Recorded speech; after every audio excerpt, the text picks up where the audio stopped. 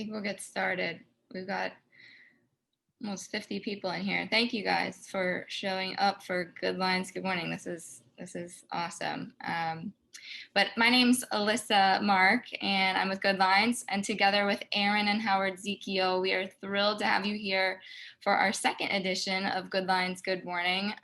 We are trying to inspire you, our clients, and we are pleased to introduce Suzanne Tick from Tick Studio in New York City this morning. She's a good friend of ours.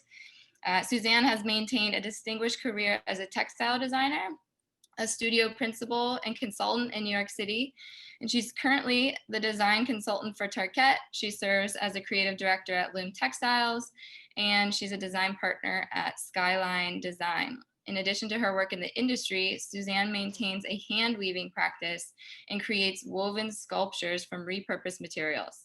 Her work's been exhibited in MoMA, Art Basel, and many, many more, including private and corporate client spaces. But today, Suzanne is here to talk to you about her creative process and the ways that she creates and how she inspires herself as a maker. So as you're listening today, you can send any questions you have throughout the webinar in the chat box. I'll check those and we will answer those at the end for you. And if you can just keep yourself muted from here on out, that would be great. And without further ado, here's Suzanne Tick. Thanks, Alyssa. And I'd like to introduce Melanie Rovin. She's my marketing director for Tick Studio, and she's going to be flipping the slides for me because I'm going to try to time this and stay at 30 minutes. But some of you that know me know that I kind of can be a blabbermouth at times. So let's get started. Really, the focus for the discussion for me is how to move through your lives as a creative operator. So let's start with Tick Studio, and we'll show you kind of the foundation where we are. So I work and live at 44 East 3rd Street. This is my home. And this is a little image in my terrace on the 2nd floor. And I've really created a business there where I can weave on the top floor, and I have a loom on the bottom floor for my team to use. And really the whole premise of our work is that the more you touch design, the more you process materials, the more you think and work through your design process, the better the outcome. It's been, I've been in the industry for 30 years, and it really shows when we look at some numbers of products that are in the line for over 30 years now. They're the ones that we nurtured from the beginning to the end, from fiber to finish. And so that's what we try to do in the studio. So let's move to the next. So the building has an amazing heritage. It was where the happenings began in the 50s and 60s. So we have a huge foundation. On the right was a performance. MoMA bought the rights to the happening. And so a performance dance piece was performed about 4 years ago in the studio. And we went from each floor. Eiko was a dancer from Japan, and that's me on the loom. She was very scary. On the left is actually one of the pictures from the happenings moment. So there's a huge heritage. Go ahead. No, you got it right. On the first floor, this is our studio. This is our team.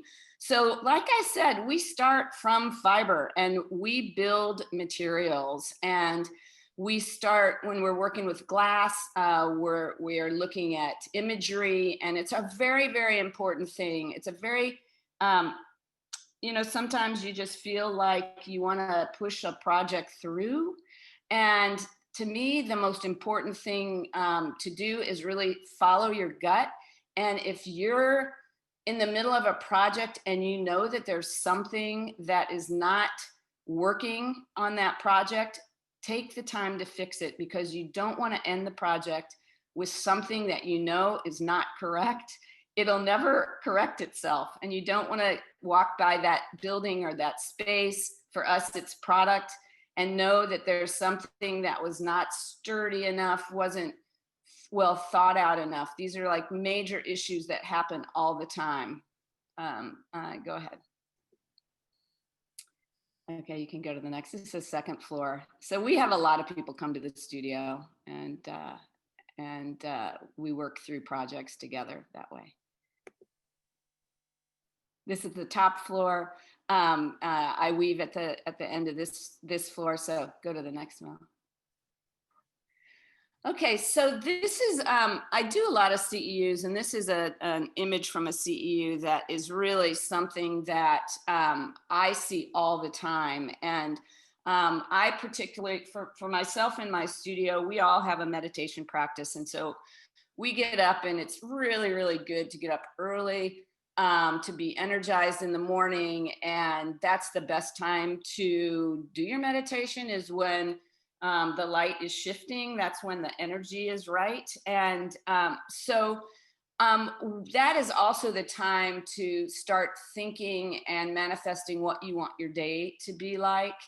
And what I have found is the best time to do color work is, you can go to the next now, is to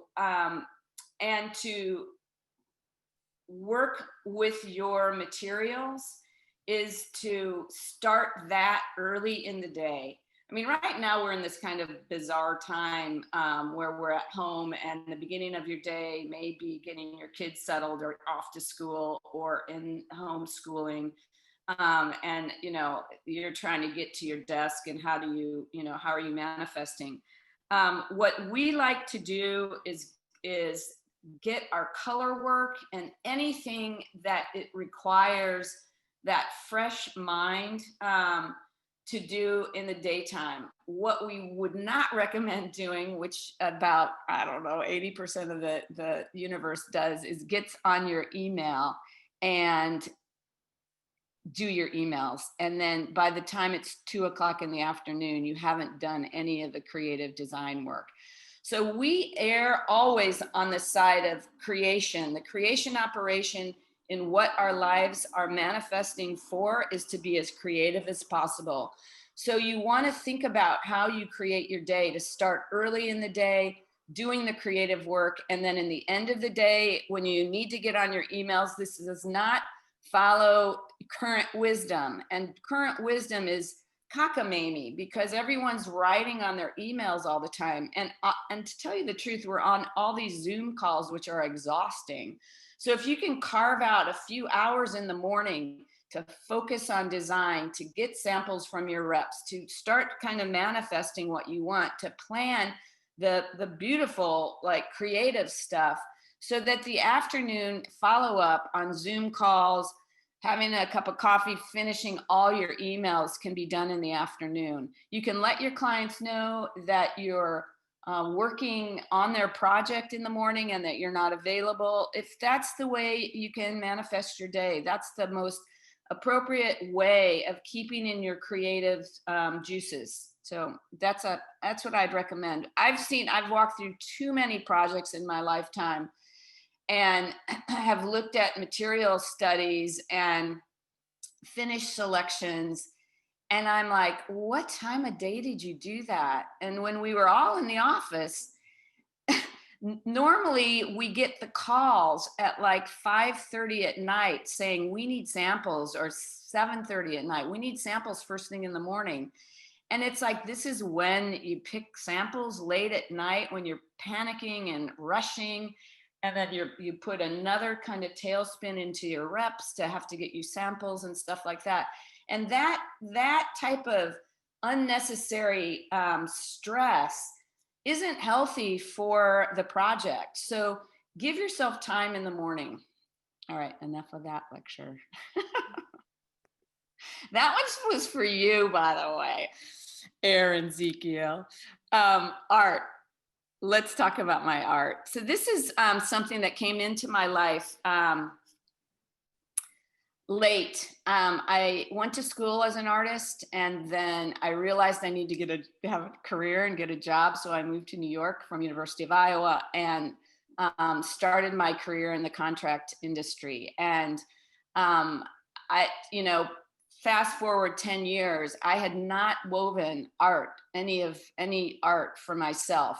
what we do in our studio is we develop yarns, and we create small samples, and those samples then turn into the manufactured products that you see today. Same thing with carpet. We do the same thing. You know, we develop the fibers, we send specifications, we do the drawings and renderings, and we send those out.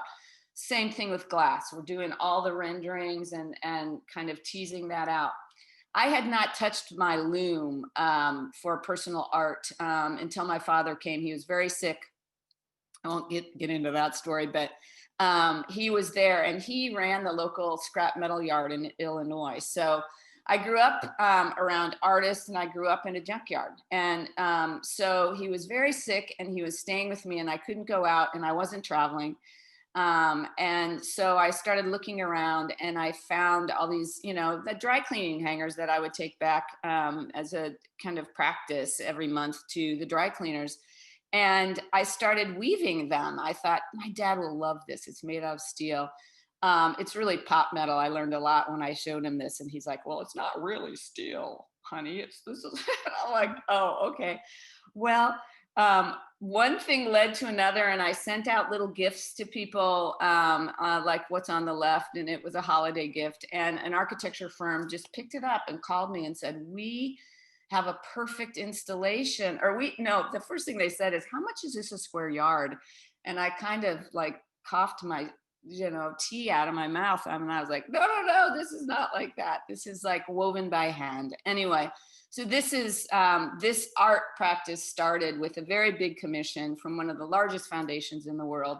And so I'm really proud to say there's like 5,000 hangers in there. It turned into a collaboration where the architecture firm and the contractors in our office collected dry cleaning hangers. And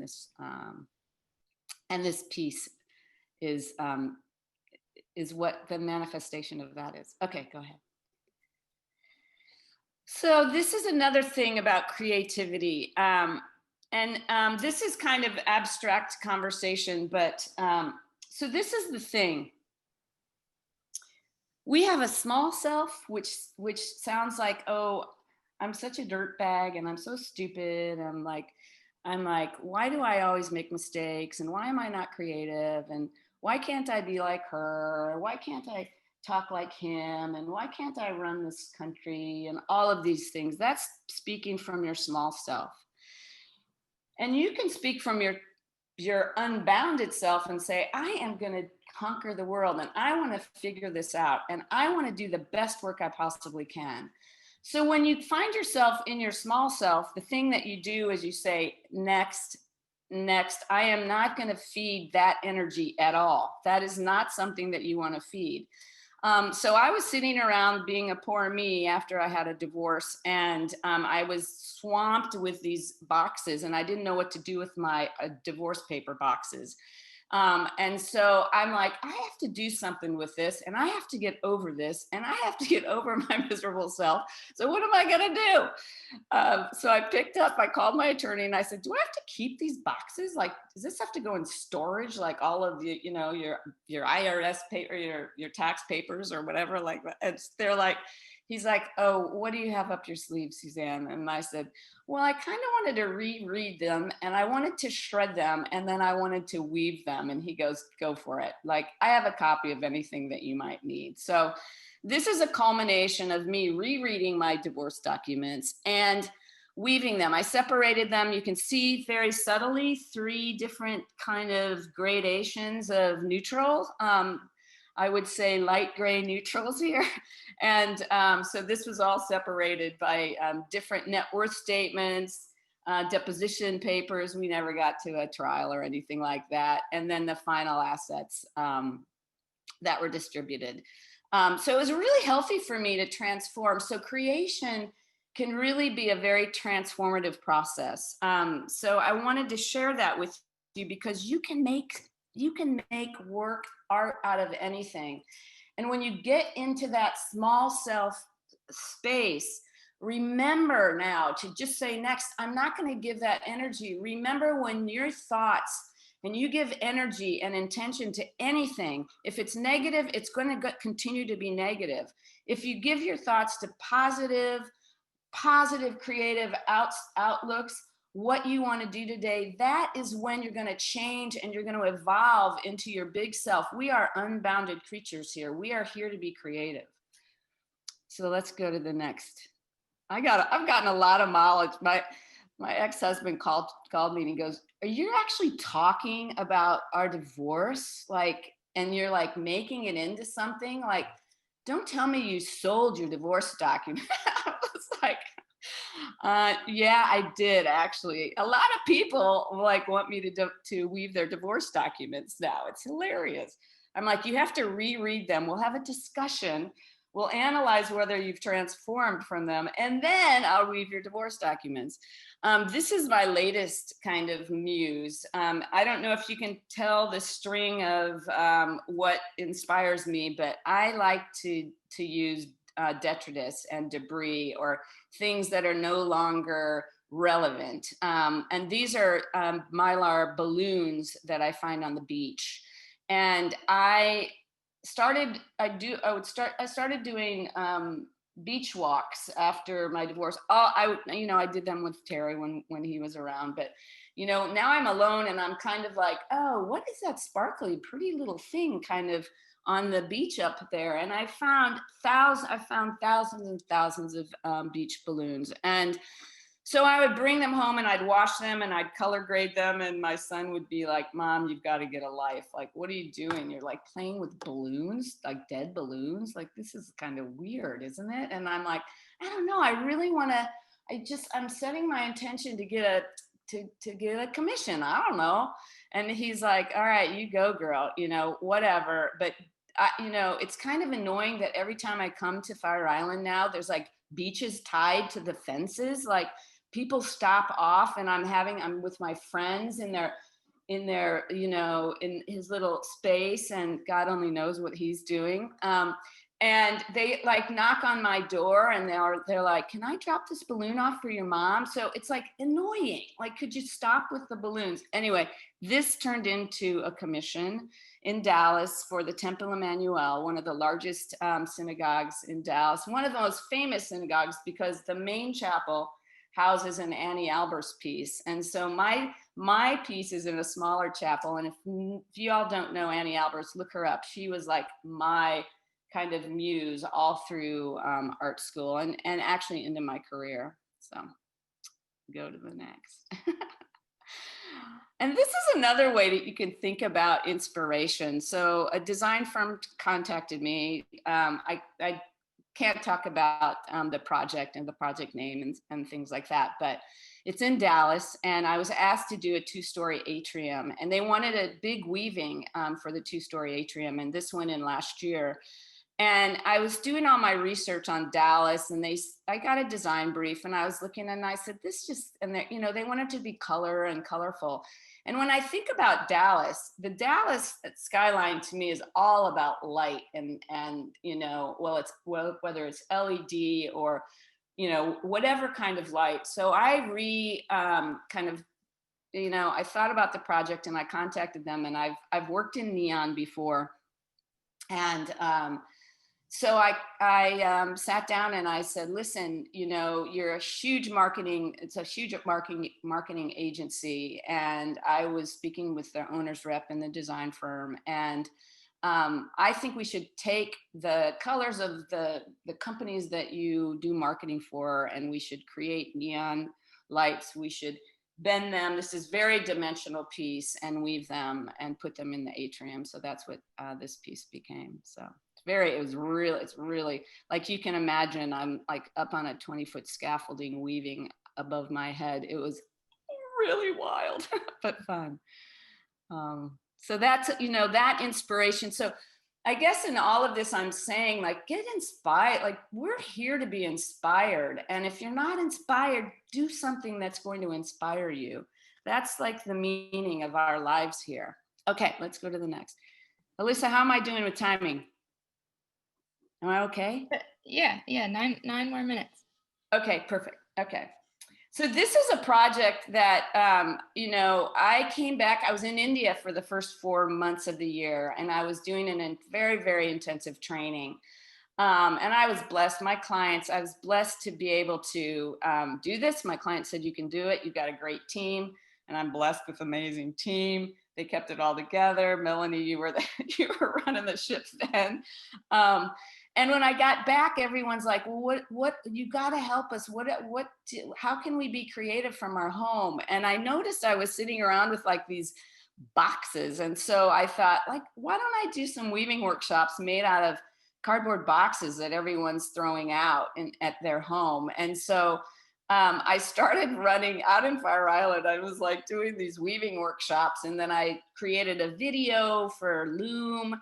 And I wanted whatever I was weaving to have something to do with the materials inside. So this piece on the left was Fin Crisps. You know those crackers called Fin Crisps? So that's a Fin Crisp box. So it's a very small box. So you know, you can weave anything. And so I wanted it to be crunchy. And so I used some stuffing and some paper like that. So if anyone's interested, we've got videos on how to create your own loom. And it's just like a really simple, easy thing. And it's such a blast. And I have a whole video on how to do this. So it was really, really fun. So I continue to be making these. Like when I'm like in a slump and I want to listen to some podcasts, I like to move my hands. I like to do my art. And so that's kind of what I do. And I like to cook. And so I'm cooking, and, you know, it's like living the life. Oh, did you hear that? So the top of my building, my little flat roof, is now the place where seagulls, it's always been this way. He just took off. They drop clamshells on top of my roof, and they keep dropping them until they open up, and then they get the food, and he just flew away with a mouthful of like something. There's another one out there. Anyway, go ahead. That's a distraction. My industry work. Let's talk about how that works. Okay. So as a little kid, this is a dock in the town that I lived in Bloomington, Illinois. We went to a lake. My parents, like, I'll tell you this because it's like it's really the real story. But when I grew up, I grew up in the Jewish faith, and they didn't allow Jews in the country clubs or any clubs really. And so my parents were like, you know what? We need to get out of town because your summer is going to be terrible. And so my parents bought this little cabin, and we went to the lake. And so I like, it was actually magical. And I would sit and look at the water, and I would look at all of these reflections off of the water. And so I was like communing with nature a lot. And so nature has a huge impact on me. So this collection that I just launched with Tarket is all about light and how light reflects. And that light is like one of the easiest way to open up your senses. You know, we've got 5 senses. And when you are aware of light reflection, and you're aware of what you're hearing, and really deeply listening to music, deeply visualizing things, deeply feeling things, deeply smelling things, doing all of that, then you are definitely in your body. So this is something, and so whether you're observing or listening or seeing, use your senses to the fullest. You know, really use your senses. One of the most important things right now, because we are always so close to our screens, is to exercise your eyes, get outside, take your kids for a walk, because they're all on screens too. Our vision, I don't know what this is going to do. Is it going to impair everybody's vision that we're now like this far from screens? Our eyes are now shifting. So make sure you exercise your eyes. Make sure you get to see far away. You've got to use your eyes in a different way regularly. And think about how you're using your senses to the fullest. Talk about it. It's a great thing to talk about when you're baking something. What do you smell? What do you think I'm cooking? What does that smell like? You know, what ingredients do you think that is? have these conversations with your kids or your whatever, pour a glass of wine, think about that, like smell that. I'm always so interested when people like do that, those wine tastes and stuff. Like, I don't drink anymore, but like I'd love to smell it, because then I like to kind of imagine what it is, what is in there. So anyway, go to the next. Oh, you've got to forgive me for going on these rants. This is another thing, that second nature. I mean, this is one of my favorites. I get asked a lot, like, what is your favorite product? Well, right now it's second nature, and second nature came about because again, taking walks and seeing how nature will find a way to push its way through the smallest little places, and whether it's buildings or fences, or in this, these are paving stones. And that became the inspiration for this product, which is very architectural based. If you haven't noticed already, our products are all very much about architecture. We really, so there's this culmination of architecture and nature, and so that's what plays really strongly for us. So I'm constantly looking at nature, the textures of nature, and how we can emulate that in the fibers that we spin, or how we can take and create patterns based on these, beautiful moments of nature.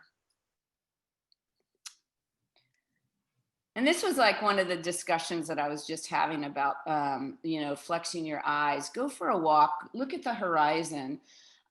So for Skyline Glass, I've worked with them for, really, really great relationship with them for about 8 or 9 years. And I've got like 5 collections with them. And recently, a lot of our glass patterns have been knocked off using vellums and stuff like that. And, the owner, Charlie, kind of said to me, your product keeps getting knocked off and there's not a lot we can do with it. And I said, well, Charlie, why don't we do our own film? But it has to be an environmental film. It can't be a vellum. And why don't we do our own film? And like, let's start like maybe small and figure out what to launch. And he's like, well, what do you have in mind? And I said, well, for me, like safety with glass right now, glass is a lot of the time, glass is the, either it gets value engineered, or it's the last thought in the process, it seems like, with designers, and that they're not talking early in the project about privacy and things like that.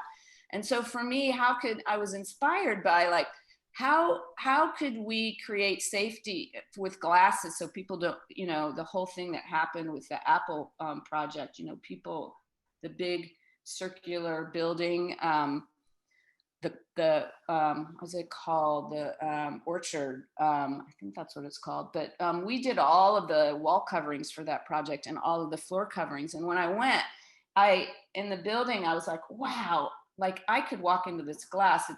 And so it was been a really big, important thing to me. How can you subtly transcribe something on glass? So the horizon became a really big motivation, again, using nature as my inspiration.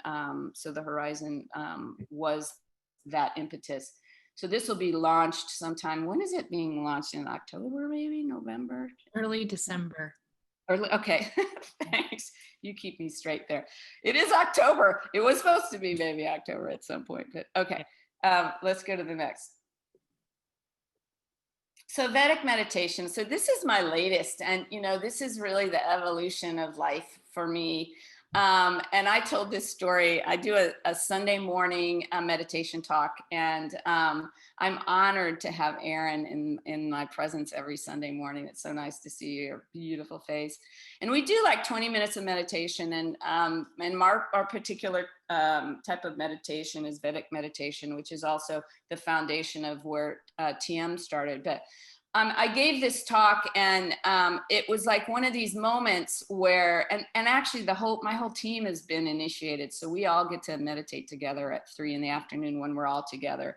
We're together a couple days a week, and it's all on this calendar. It's always on our calendar. So everyone has permission, and that really, really, it's so important to meditate for 20 minutes a day. But I was on this particular walk, and I'm walking, and I see this little board skimboard as I'm walking to the lighthouse, and I was like I was having an agitated small me discussion in my head, and I'm like, who would have left this here? This is gonna wash away. Like what like, and I just walked past it, kind of disgusted by it, like and, and then I got to the end of my walk, and I was like, I was in the middle of a negotiation, actually, now I remember. And I was like, you know what? I'm not going to be afraid to talk about what I need and what I want and what I think is right and all of this stuff. And I got to the lighthouse, and I turned around, and I'm like, I'm not gonna like get disturbed by this, and I am not gonna like go to that place, and I'm not gonna honor that anymore, because that energy is just getting me more and more agitated. And then I saw this skimboard again, and I'm like, look at how beautiful that is. It's almost surreal. And then I thought, wow, when I walked past this skimboard like 40 minutes ago, I was agitated by it. And so the power of our thought, you guys, please inspire yourself to switch your script from this destructive, negative, self-loathing thing to a positive, inspiring piece. Because I noticed how beautiful it was, and I took a photograph of it. I'm like, this is beautiful. I mean, I had friends contact me, and they're like, did you put this in there? What's that called? Did you not PowerPoint it? What is it called? Did you Photoshop it? Yeah, sorry. Did you Photoshop this in there? And I was like, no, I actually wouldn't even know how to do that. But yeah, I mean, it's amazing. So I don't know. Vedic meditation, go for it. Come join me on Sundays, and then you can learn. I think I'm done. Am I done? Am I at the end of the talk? What's the next one? Oh, cool. I did it. 20 minutes or 30 minutes on the nose. Anyway, if you want to follow us, these are all of our stats, and we're working on my 5th floor meditation site, and we're getting that ready. But should we open it to questions? Yeah. So our first question is not a question at all. It is in all caps, no, stay longer. So that's great. And for all of you on the call, we hopefully will be able to have Suzanne come back and do another Good Lines, Good Morning at some point. And if you have anything that you think you would want to hear from Suzanne that you heard today, that she could dive into a little bit deeper, we are totally open for suggestions for another call. So I do have a question. I don't know if it's allowed or the time's up. Bring it on.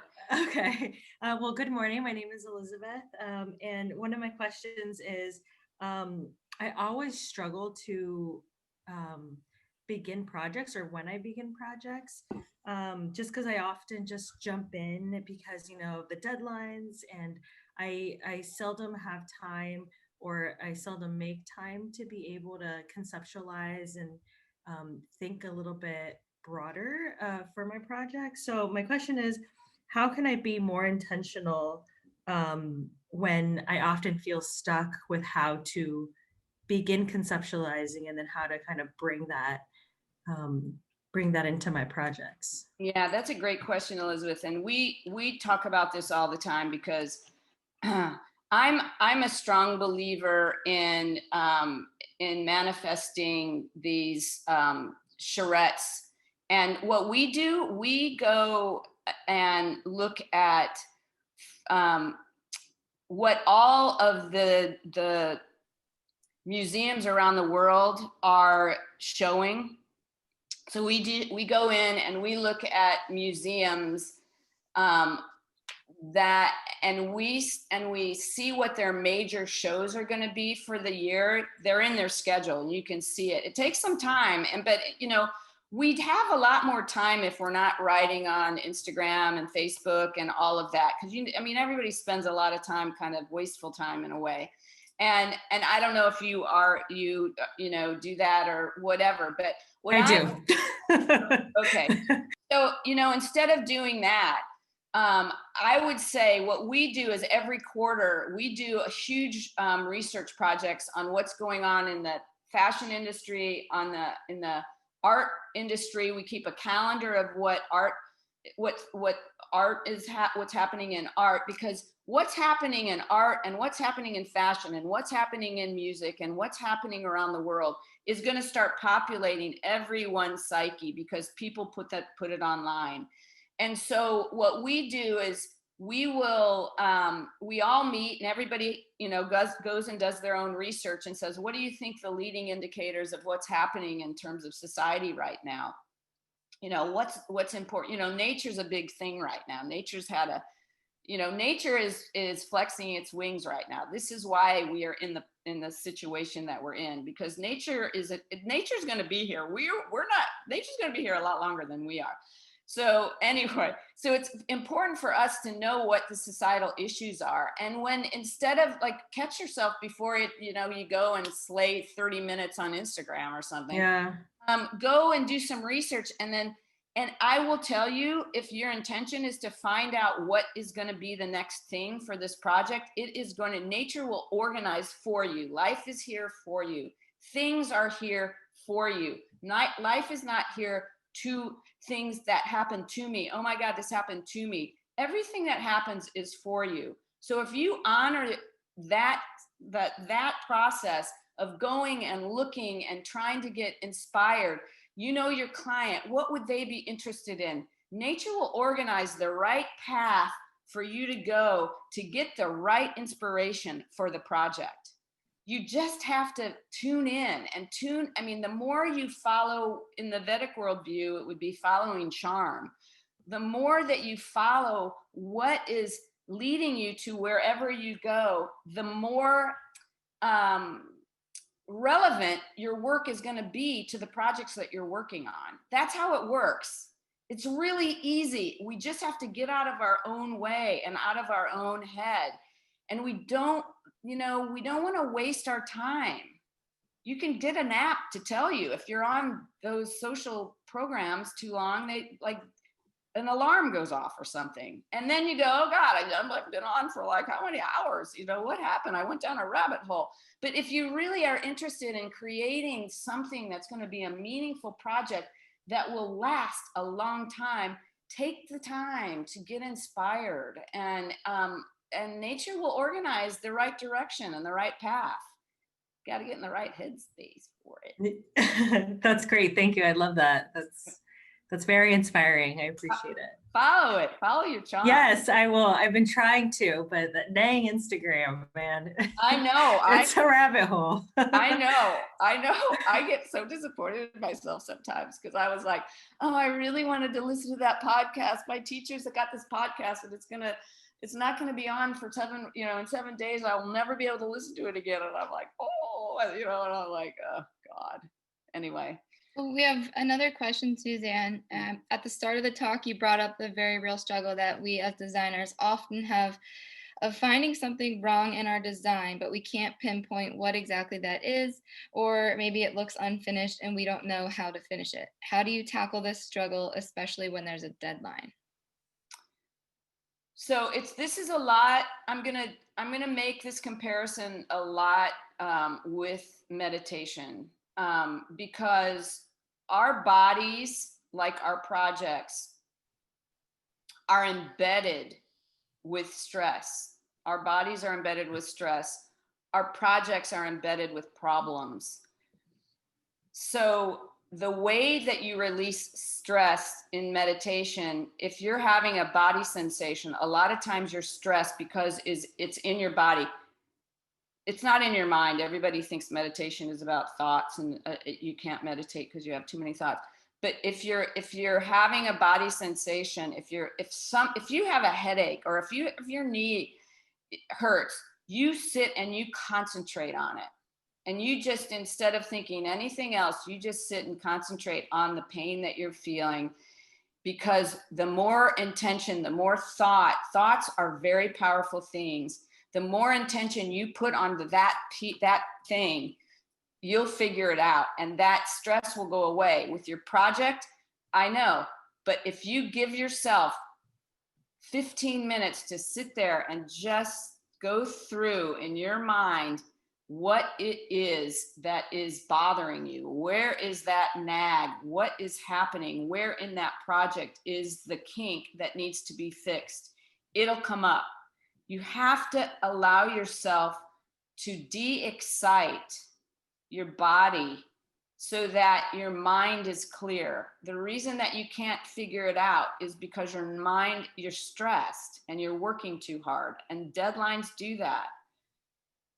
But you can unstress your body through meditation, but you got to start doing something. But if you can't figure it out, sit with your project, sit with your team, and just sit there, but don't overwork it. Just sit quietly and go through the details of the project until you figure it out, and then fix it, because it's not going to fix itself. And there's nothing worse than not fixing an issue with a building, and after it's gone up, you will walk by that building or that project and you'll know in your gut that you never fixed it or never figured it out. And it's annoying. I mean, I do that. I mean, our products just, they don't sell. And I know exactly why, and it's just like, why did I not fix that before it went in? That's just like so stupid. We don't do that anymore. I've had too many mistakes. So. Okay, last question was, what material did you use in place of vellum to make the glass film sustainable? I have to get back to you. I can't remember. We've gone through, I don't know, Mel, if you have that in all the assets now on the deck.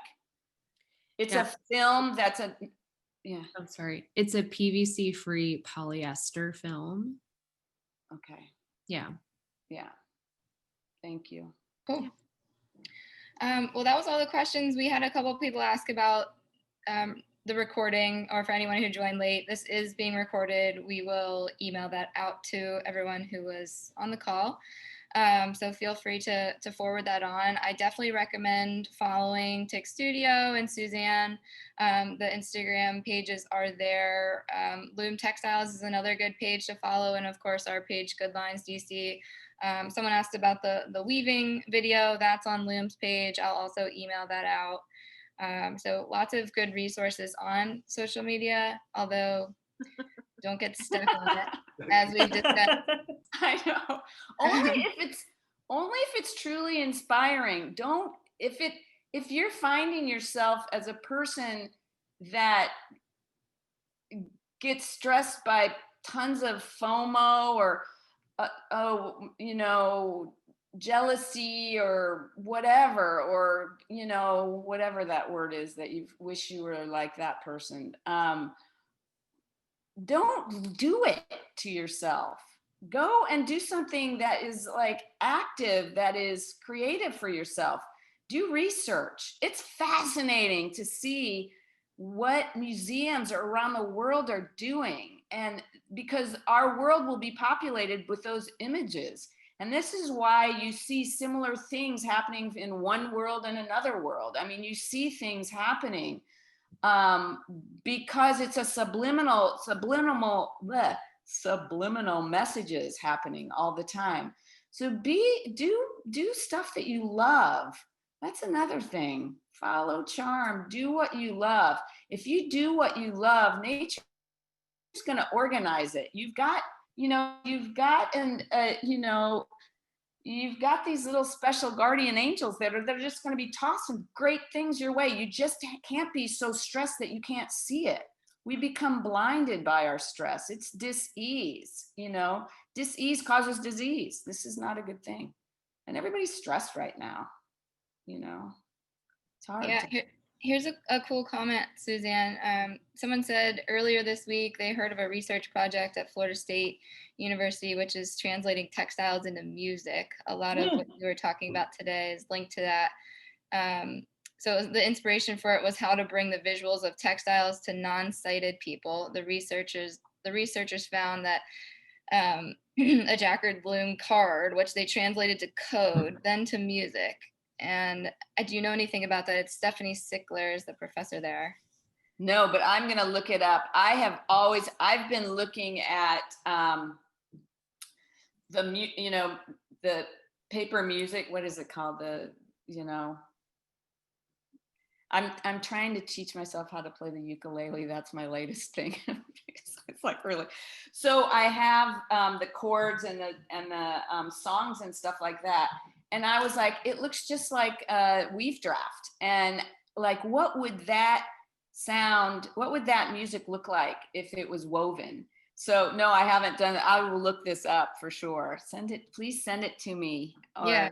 yeah. I'll send it to you, and for everyone in here, all of Suzanne's meditation sessions that she does, we can send a link for how to sign up for those. Yeah, I do introduction to Vedic meditation on Wednesday nights, so you can see that if you're interested. And then we do Sunday morning at 9 a.m. Eastern time, a 20-minute meditation, and then I talk about kind of what kind of came up during the week that I think is important to talk about. And sometimes it's like one of those things that it's like, oh my God, this is like the perfect talk for me right now. You know, it's kind of fun.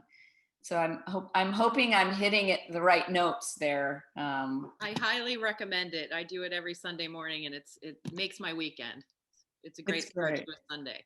It's great. It's fun. I'm so glad I do it. I was too afraid to do it. Well, then I'm like, why am I afraid to do this? Let me try it. And then all of a sudden, I was doing it once a month, and everybody was like, could we do this more often? And I'm like, yeah, let's try it twice a month. And they're like, could we do this more? I'm like, we're on like every Sunday. It makes my weekend too. It's fun. It's great. Well, thank you. I think that's it for questions. Okay. Lots of awesome comments in here. Thank you guys all for being here. This was really fun, and we will certainly have Suzanne back. We're getting a lot of requests for that. So thank you again. It was great to see you, Suzanne and Melanie. We really appreciate your time. And we will email out a ton of information for you guys. So have a great weekend. All right. Thank you, everyone. Thank you. Thank you. Yeah. Thank you. Have a great